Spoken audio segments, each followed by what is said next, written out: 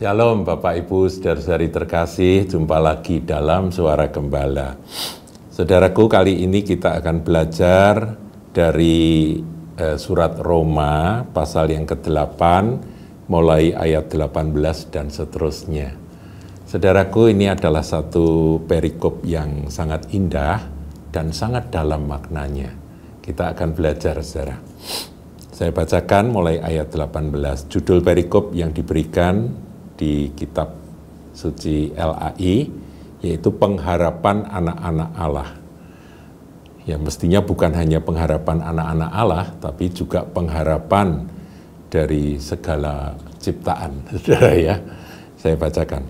Sebab aku yakin bahwa penderitaan zaman sekarang ini tidak dapat dibandingkan dengan kemuliaan yang akan dinyatakan kepada kita. Nah, ini kita pegang dulu, saudaraku. Kalau saudara, saya, kita semua mengalami kesulitan, kesukaran, problem apa saja, jenisnya apa saja, ingat akan ayat ini, bahwa penderitaan zaman sekarang, selagi kita masih menjalani hidup sementara di bumi ini, itu tidak dapat dibandingkan, jauh sekali kalau dibandingkan dengan kemuliaan kekal yang akan dinyatakan, akan diberikan kepada kita.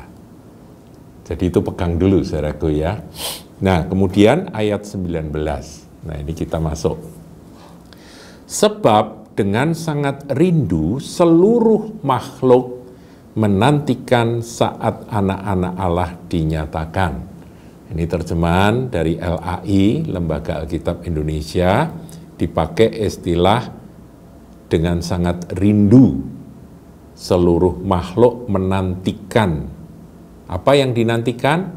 Saat atau waktu anak-anak Allah dinyatakan. Nah, kita akan bedah, saudaraku, satu ayat ini ya. Saya coba bandingkan dengan versi King James ya, King James Version. Dikatakan for the earnest expectation. Expectation itu harapan, earnest itu begitu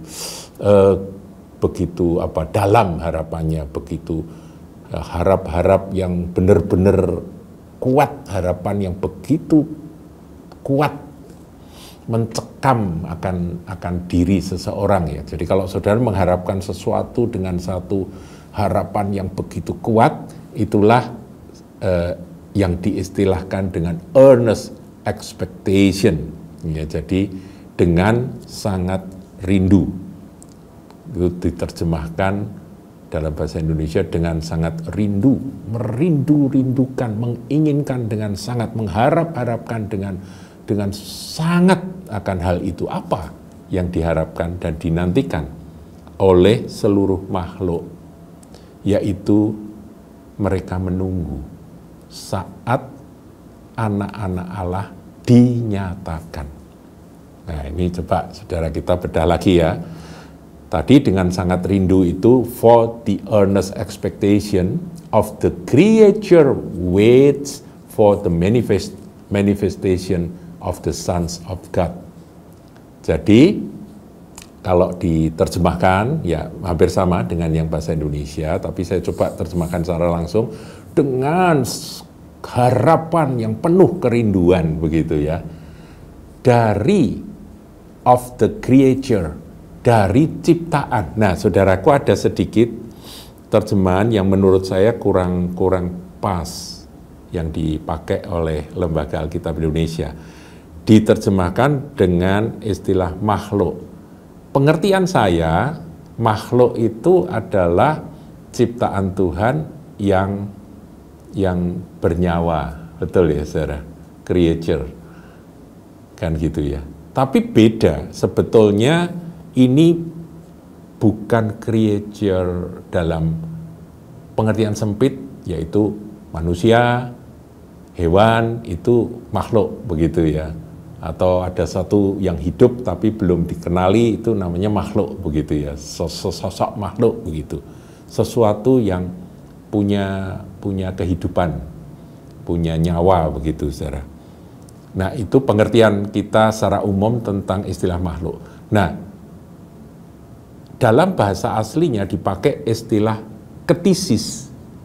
Ya, ktisis itu lebih tepat diterjemahkan pengertiannya itu sebagai ciptaan Tuhan secara luas. Jadi semua buatan Tuhan, ciptaan Tuhan itu masuk dalam kategori istilah ktisis atau ini. Jadi creation mestinya lebih tepat, bukan creature. Ya. Jadi for the earnest expectation of the creature, ini mestinya creation. Creation waits for the manifestation of the sons of God. Jadi yang dinantikan apa, saudaraku? Yang dinantikan adalah penyataan dari putra-putra Allah. Ini anak-anak Allah ini ada yang lebih suka memakai istilah putra, karena di sini bukan teknon tetapi huios yang dipakai ya. Huios itu ya bisa anak, tapi dalam pengertian lebih ke kalau yang sudah dewasa itu mesti pakai huios ya. Jadi bukan teknon, bukan anak-anak kecil gitu. Jadi anak-anak di sini lebih tepat dikatakan putra-putra Allah yang dewasa begitu. Nah, jadi dinanti-nantikanlah manifestasi dari anak-anak Allah ini. Yang menantikan siapa? Seluruh ciptaan. Nah, kemudian dijelaskan di ayat 20. Karena seluruh makhluk atau seluruh ciptaan telah ditaklukkan kepada kesia-siaan. Jadi seluruh ciptaan itu takluk pada kesia-siaan. Nah, pengertiannya begini, saudaraku. Kita amati aja sekeliling kita, termasuk diri kita sendiri. Apakah itu hewan-hewan, dunia binatang, ataukah itu tumbuh-tumbuhan, ya, itu semua itu tertakluk kepada kesia-siaan. Kata kesia-siaan ini dipakai istilah matayotes, yang artinya itu tertakluk pada depravity atau kerusakan, atau pada sesuatu yang ya sia-sia, dalam arti pengertian rohaninya itu nanti ya bakal hilang gitu. Sesuatu yang sia-sia, apa gunanya gitu loh. Ngerti ya saudaraku ya? Jadi sepertinya mau diperjuangkan kayak apa ya nanti sia-sia. Nah, ini kalau kita mau berpikir secara logik saja, orang itu mau hebatnya kayak apa, nanti kan ada selesainya. Betul saudaraku. Nah, seperti itulah. Nah, terus untuk apa kehebatan yang telah dikejar sedemikian rupa? Misalnya seorang wanita cantik yang memelihara kecantikan sedemikian rupa, kemudian dia menjadi bintang sinetron, menjadi bintang film, menjadi sangat terkenal, menjadi primadona di mana-mana dengan kecantikannya. Itu kan tidak kekal, saudaraku. Pernah hebat, pernah luar biasa. Ya, taruh kata seperti siapa, Elizabeth Taylor gitu ya, wanita yang sangat cantik pada zamannya. Tapi kemudian dia menjadi tua, ya masih jaga kecantikan. Ya, orang-orang yang berkata meskipun tua masih cantik, makin tua, dan akhirnya ya kecantikannya pasti menua, pasti memudar. Dan ya sekarang ada ya saudaraku ya, di handphone saudara bisa melihat akan video-video yang membandingkan antara misalnya bintang film yang sangat cantik seperti Elizabeth Taylor dulu dan sekarang begitu ya. Sekarang udah mati saudara ya. Siapa lagi? Orang-orang hebat, orang-orang yang badannya kekar kuat seperti Arnold Schwarzenegger atau siapa itu? Sylvester Stallone ya, Stallone itu ya yang main Rocky itu gagahnya kayak gitu, sekarang layu seperti ini.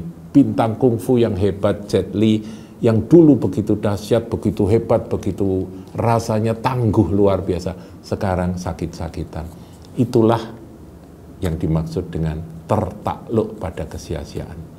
Saudara punya bunga anggrek yang bagus, juga nggak bisa kekal, saudaraku. Ada yang panjang umur ya, pohon-pohon yang panjang, tapi tetap akan mati pada suatu saat. Karena apa, saudaraku? Karena seluruh ciptaan Tuhan tertakluk kepada kesia-siaan. Nah, di sini dikatakan karena seluruh makhluk telah ditaklukkan kepada kesia-siaan, bukan oleh kehendaknya sendiri. Kalau ditanya, hai bunga yang sangat indah, kenapa engkau jadi layu? Bunganya bisa jawab, saudaraku, kalau bisa jawab, ya aku enggak kepengen layu dong om, aku pengen tetap segar, tetap bercahaya dan menjadi keindahan, menambah keindahan dari dunia ini. Pasti bunga itu akan berkata seperti itu. Tetapi kenyataannya lain, ya kan? Pohon-pohon yang rindang, yang bagus, juga ada masanya. Pohon-pohon itu mengering, mati karena tua, karena penyakit, atau karena apa. Itulah yang terjadi di seluruh ciptaan Tuhan. Dunia binatang juga begitu. Binatang apa saja ada umurnya, saudaraku. Karena apa? Kesia-siaan. Manusia apalagi, saudara. Makhluk yang paling mulia, yang paling cerdas, yang diciptakan serupa dan segambar dengan gambar Allah itu. Manusia juga tertakluk pada kesia-siaan. Tadi sudah saya katakan. Yang paling cantik akhirnya menjadi tua dan akhirnya meninggal dunia. Saudaraku, ini bicara kesia-siaan. Kalau ditanya, apa kamu mau seperti itu? Enggak. Kalau bisa aku akan hidup kekal. Kalau bisa aku akan mengekalkan akan kemudaanku ini. Kenapa harus jadi tua? Yang mana penyakit mulai berdatangan, kelemahan-kelemahan mulai datang dalam tubuhnya. Ya, kecantikan, ketampanan juga memudar, saudaraku. Rambut yang saya dulu rambut kan tebal, kalau saudara lihat waktu saya SMA, waktu saya masih mahasiswa, tebal. Sekarang habis, saudaraku. Jadi memang kesia-siaan itu memang sudah jadi jatah kita.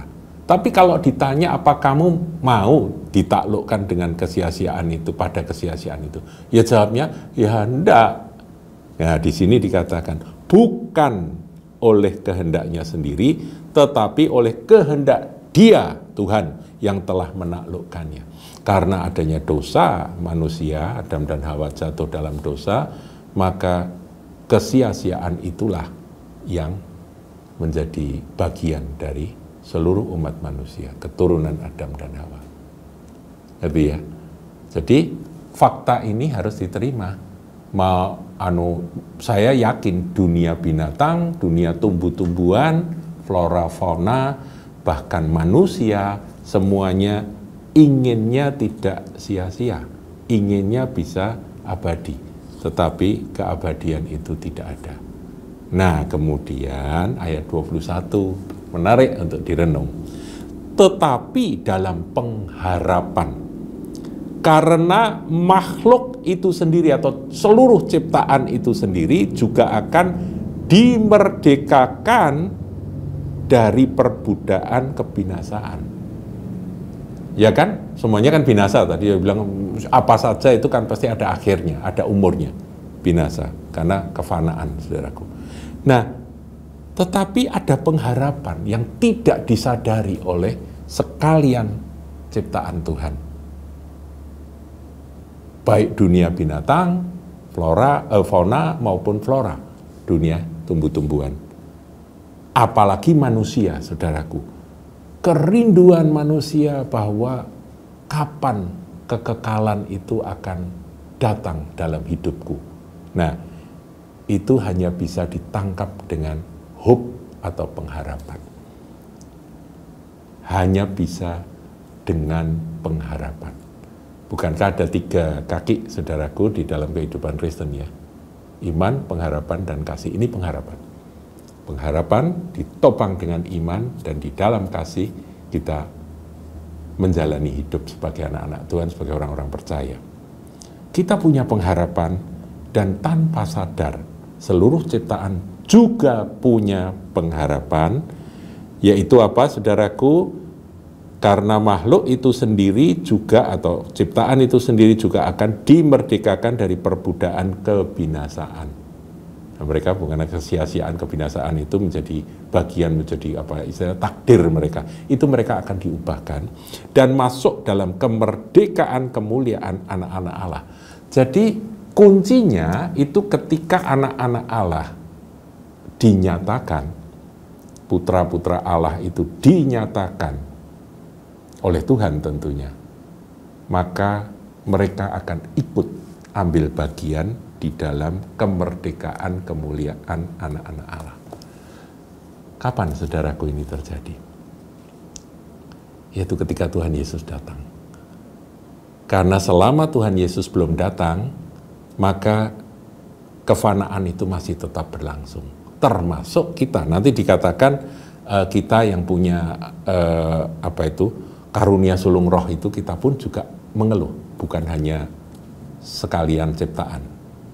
Jadi ayat ini ya, ayat 19 sampai ayat 21 ini menceritakan bahwa tidak disadari dengan tanpa sadar seluruh ciptaan itu menantikan akan kekekalan. Dulu pernah saya sampaikan saudaraku ya, kaisar-kaisar di Tiongkok itu ingin hidup kekal, terus dia memerintahkan akan para tabib untuk mencari obat yang bisa membuat kaisar-kaisar tersebut hidup selama-lamanya.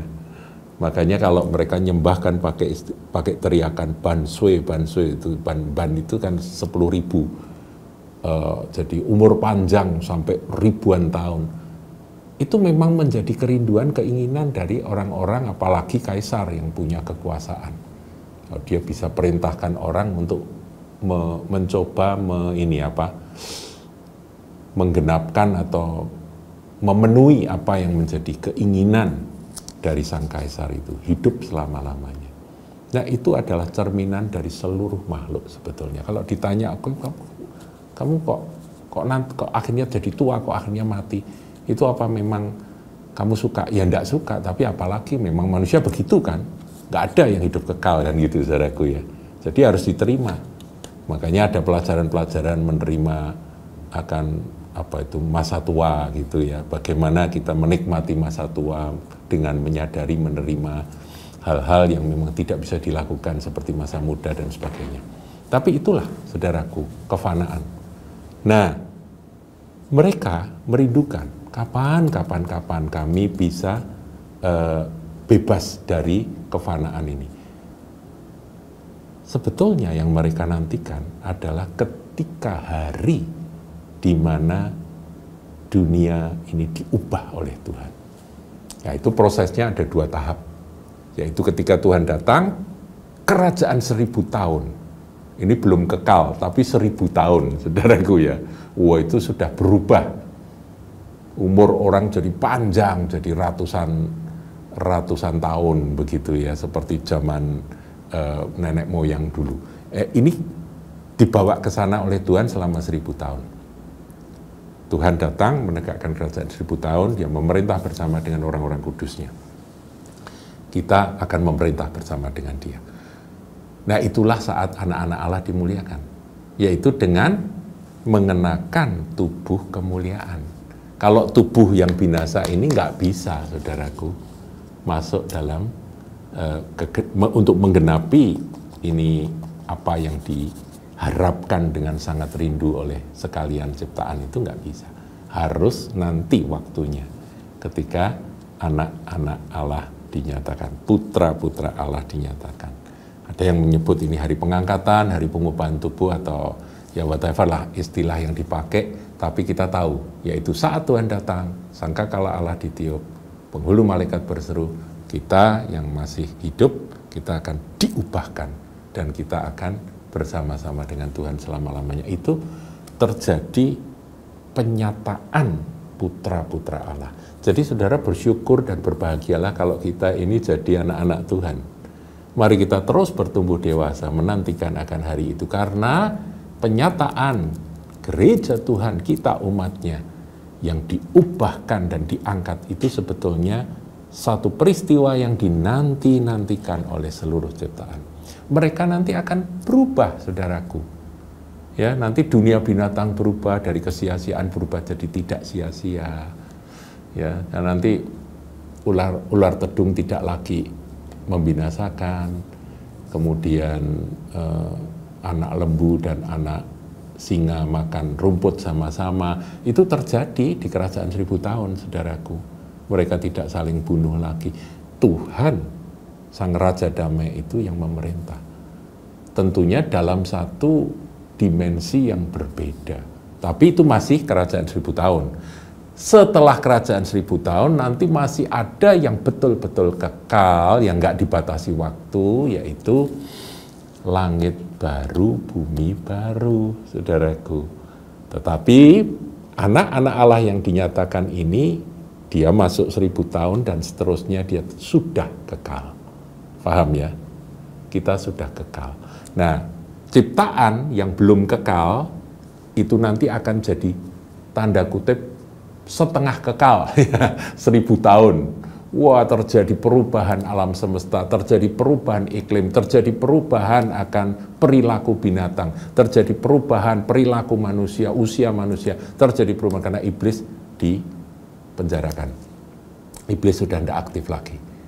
Tetapi itu belum segalanya. Kegenapan yang adalah setelah kerajaan 1000 tahun. Nah, kita lanjutkan, saudaraku, ayat 22. Sebab kita tahu bahwa sampai sekarang segala makhluk atau segala ciptaan sama-sama mengeluh. Jadi mengeluh, saudaraku ya. Ya, kalau mereka bisa bicara itu dunia tumbuh-tumbuhan itu mengeluh, kenapa kok aku mati begitu ya. Binatang juga ya sedih ya. Kadang-kadang kan kita juga mendengar teriakan itu apa, gajah itu wek wek wek, itu sedih, saudaraku ya. Kenapa kok kami jumlahnya makin berkurang-kurang ya, gadingnya diburu atau apa ya, terjadi, saudaraku, yang menuju kebinasaan, depravity atau kesia-siaan itu, mereka mengeluh dan sama-sama merasa sakit bersalin. Nah, ini istilah yang sangat rohani, saudaraku. Orang sakit bersalin itu gimana, saudaraku? Kayak menunggu kan. Misalnya seorang ibu hamil, ya bahagia tentu yang ibu hamil menantikan, ya expecting the baby gitu ya, menantikan akan hari kelahiran. Sudah 9 bulan, wah udah dekat ini, mau lahiran gitu ya. Terus. Nah, sampai waktunya sakit, saudara. Nah, itulah yang dipakai istilahnya sama-sama merasa sakit bersalin. Kesakitan bersalin dari seluruh ciptaan itu nanti akan terjadi ketika menjelang hari kedatangan Tuhan Yesus. Akan ada perubahan-perubahan, situasi politik berubah, ekonomi berubah, ada aniaya, tetapi Injil diberitakan, kuasa Tuhan dinyatakan, ada perubahan-perubahan, saudaraku. Tapi saya percaya itu hanya sakit bersalin. Yang nanti begitu tiba waktunya, Tuhan Yesus datang, maka anak-anak Allah dinyatakan. Nah, saudaraku, ini yang disebut manifestation of the sons of God. Kalau dalam NIV dikatakan for the children of God to be revealed, dinyatakan. Itu Roma 8 ayat 19 ya. Nah, sekarang kita lanjut, saudara, ini agak panjang. Dan bukan hanya mereka saja, tetapi kita yang telah menerima karunia sulung roh. Saudara dan saya itu menerima karunia sulung roh. Kita juga mengeluh dalam hati kita sambil menantikan pengangkatan sebagai anak. Ini istilah yang sekali dalam sekali. Kan kita sudah jadi anak kan, saudaraku. Bukankah semua orang yang menerima Yesus diberinya kuasa menjadi anak-anak Allah, betul ya? Di dalam Injil Yohanes 1 ayat 12. Kan dikatakan kita ini sudah ini masih menunggu lagi, menantikan pengangkatan sebagai anak. Maksudnya pelantikan, saudaraku. Pelantikan sebagai anak Allah itu kita ini dilantik beneran untuk dibuktikan, ini loh anak-anakku itu nanti sebetulnya akan jadi seperti ini. Yang sudah mati akan bangkit, yang masih hidup akan diubahkan dan akan diangkat bersama-sama.